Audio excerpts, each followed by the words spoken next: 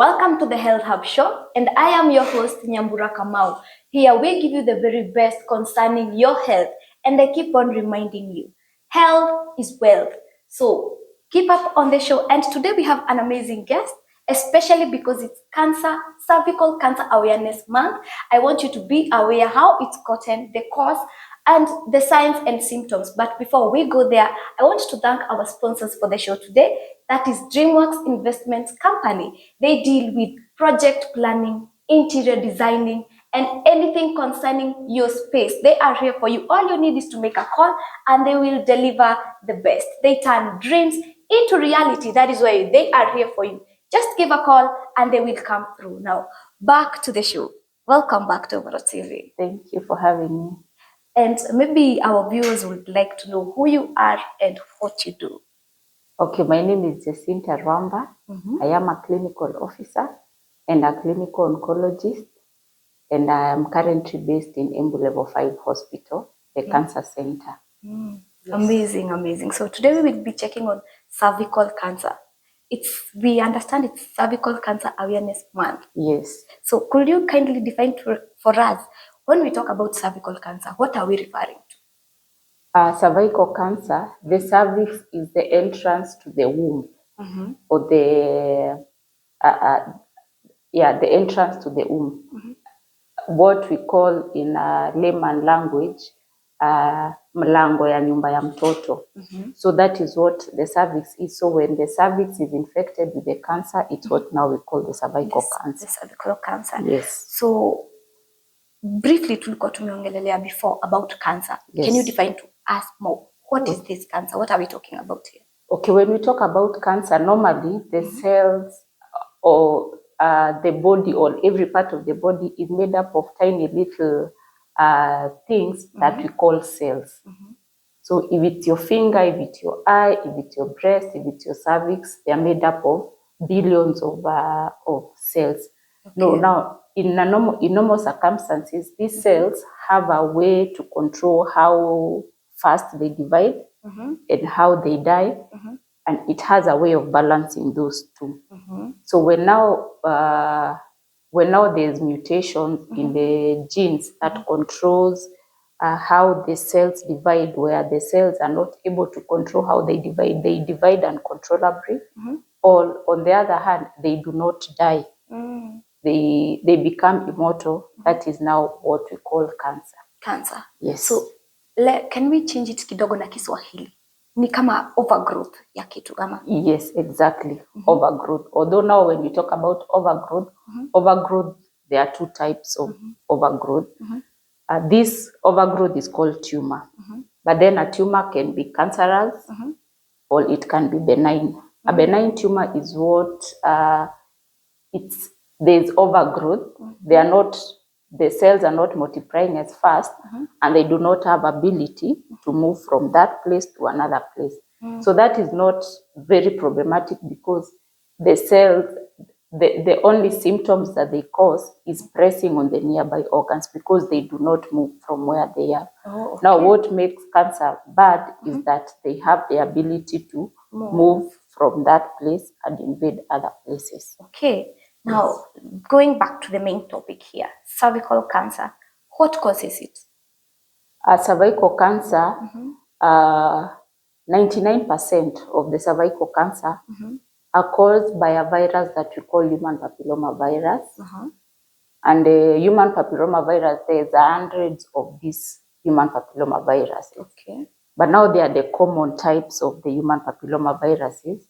Where there are two common types of human papilloma viruses now, which are responsible for over 70% of the cervical cancers. Okay.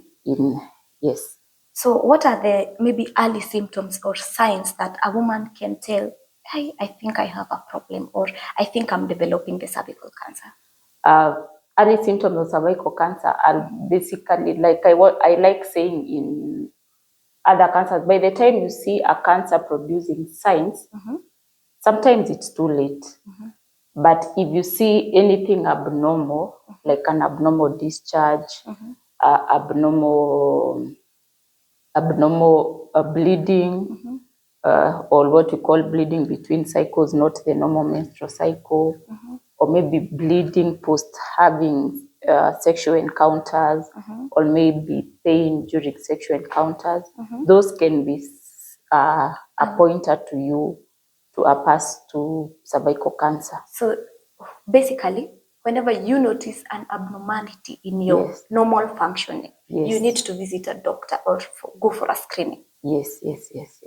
Now, how common is cervical cancer maybe in our community today, especially in Embu? In Embu, it's common. It's because like in where I work, it's like the number 4th, which in comparison to the national picture, I believe we are doing better than other parts of the country where fight cervical cancer being maybe the second or even the first leading cause of cancer.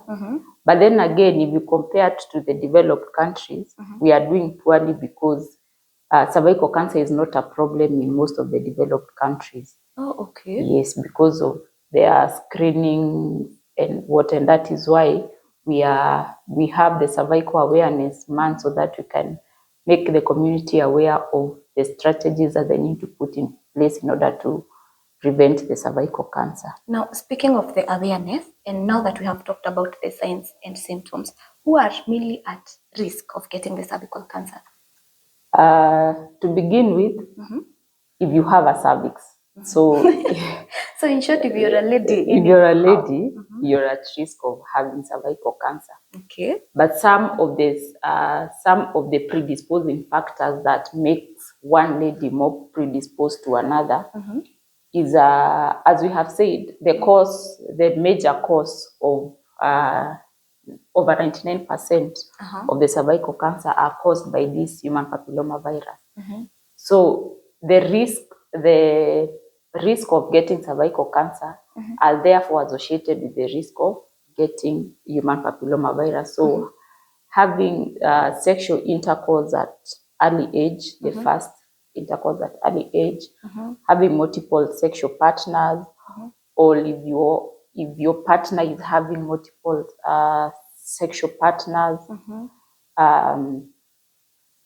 using, and if you are having multiple sexual partners, you do not use protection. So basically, the things that predispose to multiple sexually transmitted infections are indirectly a risk to a cervical cancer.